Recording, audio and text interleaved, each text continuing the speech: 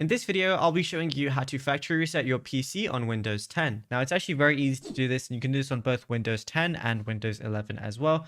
But what I want to go ahead and do is go to search on the bottom, and then I'm just going to type in reset like so.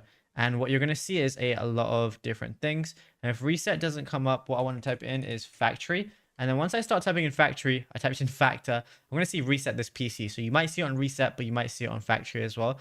So go ahead and click on that. It's going to bring you to your system settings like so. Then you're going to see a reset this PC. It says choose to keep or remove your personal files, then reinstall Windows. So we're going to press reinstall PC. Then we're going to choose remove everything. Then it's going to be getting things ready for the removal.